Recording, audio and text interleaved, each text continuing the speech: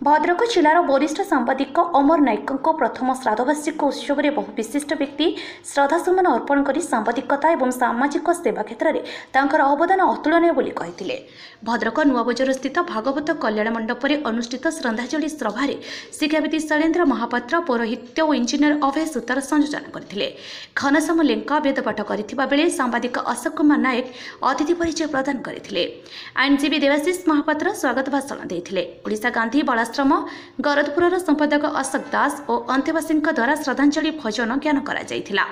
एथिरे भद्रक विधायक सिंतासु शेखर महापात्र प्रतिनिधि शेखर महापात्र आजिकाली संवादपत्र संपादक निर्माल्य महांती डेप्यूटी कलेक्टर कार्तिकनाथ मंडल city DSP Anshuman Dwivedi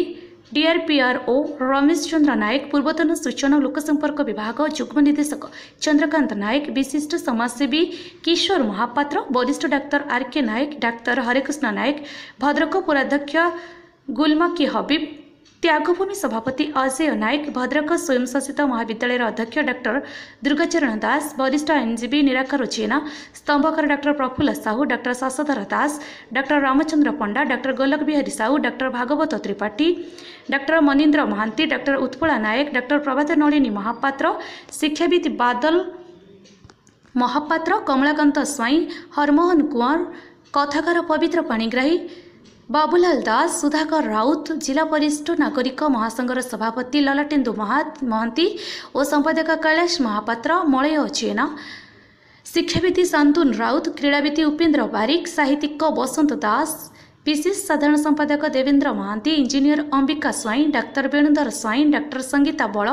doctor Sanghamitra Mohanty Sai Prasad Mohapatra शिशु साहित्यिक शशधर मोहनी समाजसेवी एसएम फारूक पंडित दैत्यरी महापात्र नाट्यश्री निर्मल राउत अध्यापक शिवचरण खामुराई वरिष्ठ सांबादिक दुर्गाशंकर विश्वाल प्रमोद राय ज्ञानप्रकाश पाणी विभूतिभूषण ग्रहचार्य राजेन्द्र जेना रविनारायण खिलार दिलीप नायक किशोर नायक आशीष नायक देवव्रत नायक पूर्णचंद्र बहली कवि रमेश चंद्र स्वाई कवि डाक्टर गोलक प्रसाद बयारी अध्यापक संग्राम महांती साहित्यिक कैलाश चंद्र पंडा सदानंद महापात्र प्रमुख जोगदे स्वर्गत अमर नायक जड़े निर्भीक निरहंकारी सचोट सांबादिक सहित समाजसेवा क्षेत्र में तांकर अवदान अवर्णनीय थिबा बेले पशुपक्षी प्रति अनाबिला भल पाइबा तांकर स्वतंत्र स्वभाव थिला बोली कहिथिले। शिक्षाविद लक्ष्मीकांत बारिक शेष स्पर्श देथिले।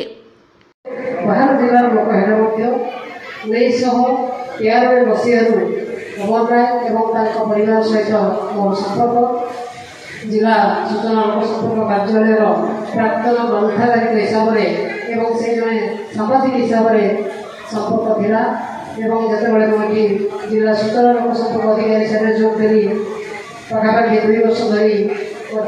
खूब सुसंपर्क आसीचु एपरिकी जो दिन से इहदान छाड़े ता पूर्व दिन राति आम 2 जन जाक कथबार्ता होइछु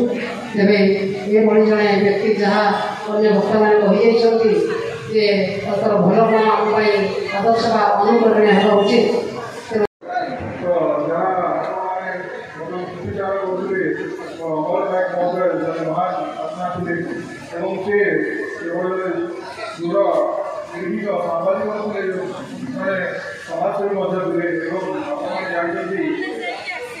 सांबादिक समाज कौन भूमिका थाए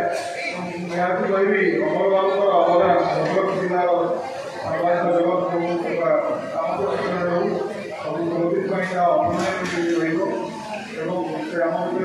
भविष्य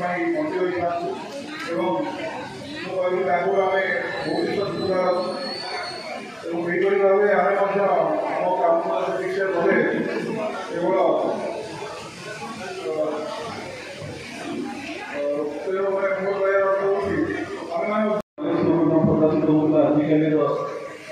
सबुठ विशिष्ट सामाजिक थे आजिकल आम चलुले भाव से केवल अमर ही चलुले जहाँ लोकदर्शन पाड़ी भद्रक कम अनुकूल आजिकल पत्रिका व्यापक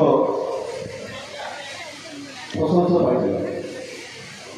अमर जो देह खराब हुए से भारी व्यक्तिवस्तु भी जितेबाला अशोक बाबू कहले आप चलतु भुवनेश्वर बड़ा हॉस्पिटल आपको देखा